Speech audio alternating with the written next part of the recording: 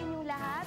Sa lamig ng bawat araw na dumadaan ay hindi natin talaga mapigilan ang pagsapit ng Kapaskuhan. Kaya hayaan niyo muli kaming maghandog sa inyo ng mga makabuluhang storya. Ito po ang inyong lingkod, Jolene Magdangal para sa The Working President. Ang unang tampok namin sa inyo ay ang pagsasaayos ng mga pangunahing lansangan sa Region 4A, partikular sa ikatlong distrito ng Quezon sa pamumuno ng DPWH. Matutunghayan din natin ang pagtitipon ng mga magsasaka mula sa Benguet, Bukidnon at Cavite sa pangunguna ni Quezon 2nd District Representative Prosy Alcala. Ang lahat ng yan dito sa Approve.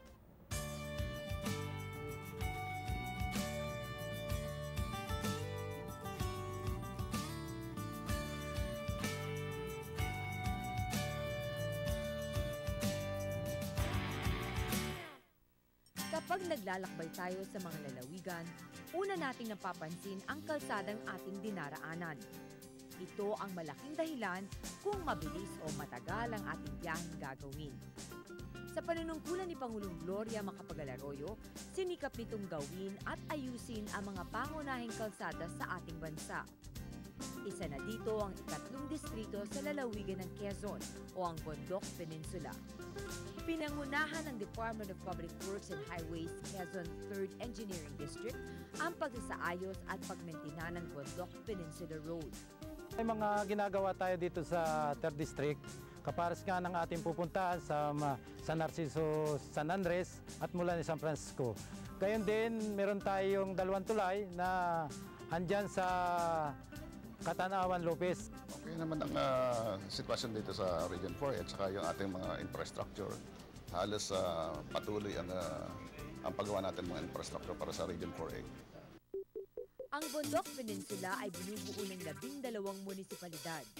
80% ng mga mamamayan dito ay mga magsasaka at magnunyog.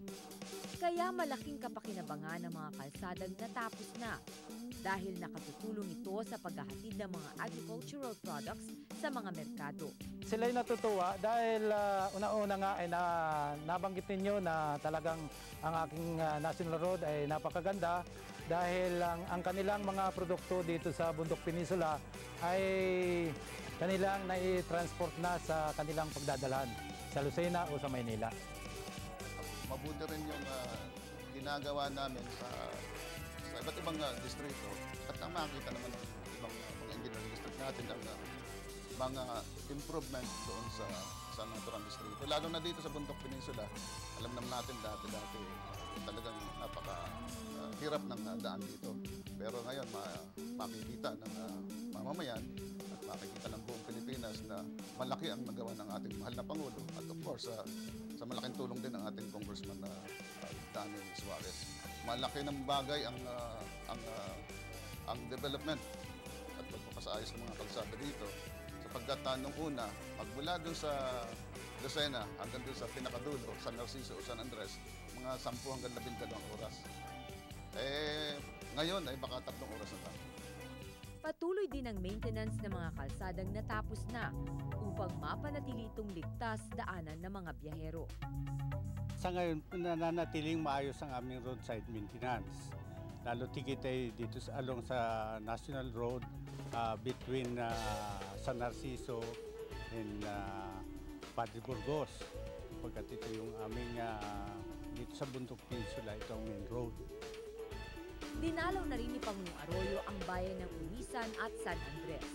Sa kasalukuyan, patuloy ang pagtatrabaho sa bayan ng San Andres para matapos na ang buong National Road sa distrito ng Bondoc Peninsula. Sa ating mamamayan sa 3rd District, sa nasasakupan ng 12 bayan, ako po ay nagpapasalamat sa inyo at kayo ay katulong namin sa paglilinis ng ating magandang kalsada at sana'y panatilihan natin ang ating pagsasamahan bilang kami ay nasa gobyerno at bilang kayo ay nasa private individuals.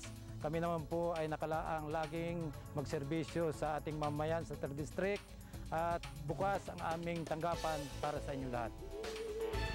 Yung sa San Andres ay tuloy-tuloy ang concrete paving ng ating naipangakong pagpapasayos ng kalsada doon mula San Andres papuntang San Narciso.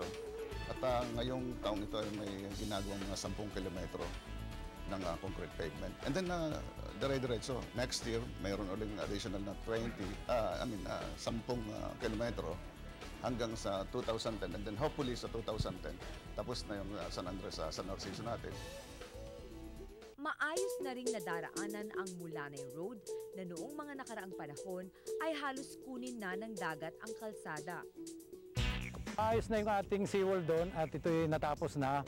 At yung mga niresettled nating mga tao ay naroon na sa resettlement area.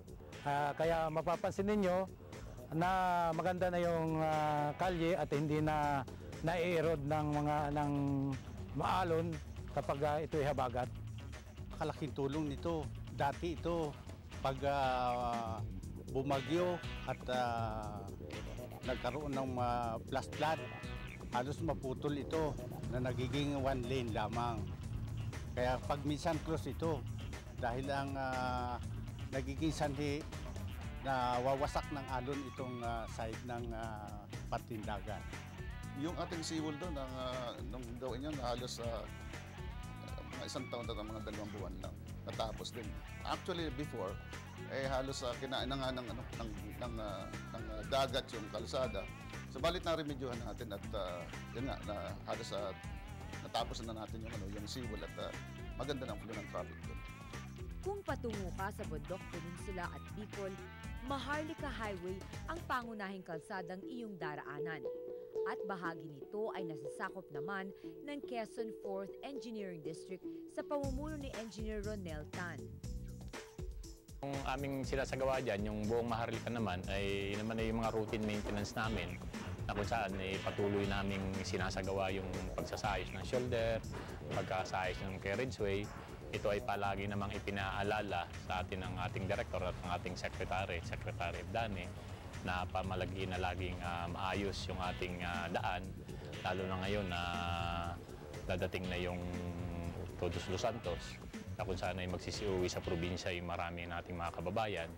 Kaya mas intensify yung aming maintenance activities, kaya patuloy at palagi inaayos namin lahat ng aming mga shoulder at lahat ng aming kalsada.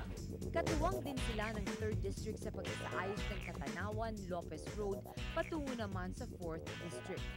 Aming 19 kilometers na sakop ng Lopez Katanawan, mahigit kulang-kulang na 9 kilometro na yung aming nakukongreto.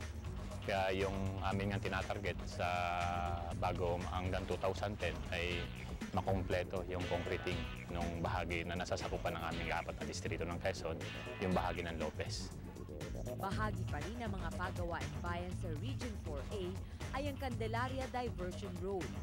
Ayon kay Congressman Rosie Alcala ng 2nd Distrito ng Quezon, patuloy ang mga negosasyon sa mga right-of-way sa mga tatamaang lugar para sa nasabing proyekto. Doon po sa actually hindi na siya tinatawag na Candelaria Bypass, Candelaria Diversion Road. Ito po ay nabuksan na po itong entrada niya ng galing ka sa lungsod ng Lucena. On the left side po siya sa may Malabanban. At sa pagkakabukas po nito ay nakita po ng tao. Very excited na nga po yung mga taga Candelaria na ito po pala ay talagang makakatulong po ng malaki sa kanilang bayan. At pati po yung mga taga Bicol kung matapos po ito. May kaunting problema sa road right of way, pero mayroon namang mga doable area pa tayong pwedeng gawin. At yun ang ginagawa natin habang nire-resolve natin ang road right of way doon sa mga problematic area. Ayon pa kay Congressman Alcala, malaking bagay ang pagbubukas sa mga bagong kalsada dahil nagbibigay ito ng mas masiglang kalakalan sa mga magsasaka. Kabilang na dito ang pagtutupong ginawa noong nakaraang buwan na dinaluhan ng mga magsasaka mula pa sa mga lalawigan ng Benguet, Bukidnon at Cavite. Ang maganda po doon sa pangalawang pagtitipon, ito po ay samahan ng mga non-government organizations na wala po talagang intervention ng pamahalaan. Ang pinaka-primary purpose po nito, huwag po kaming maging reklamador. Kami po ay magpakita ng ehemplo na kami po ang una-unang dapat tumulong sa aming mga sarili at the government can come in later. Kung saan po yung mga lugar na hindi na namin kayahin sa aming sarili, saka po kami magsasabi. At least, gumagawa po ba kami muna ng assignment para bang sa paaralan. At nakakatuwa po dito, yung pong taga Benguet, yung pong taga Cavite, yung pong taga Quezon, taga dyan po sa Mindanao, ay nagsama-sama po kami. And bukod pa po doon, hindi lang po teknolohiya, pati po pagpapalitan ng mga kalakal, pinipilit po namin maisakatuparan din dito. At the same time, may kasama po kami ditong food processor na bago po dumating sa kanila or kung ano man yung kailangan nila, orderin na po nila sa amin, ipoproduce na lang po namin. So we just have to maintain the quality and the quantity na kailangan po nilang kulang. Ipinakita dito kung paano nagtagumpay ang mga magsasaka sa ikalawang distrito ng Quezon sa tulong na rin ng pamahalaan, lalo na sa pagbibigay halaga sa mga infrastrukturang makakatulong sa kanila.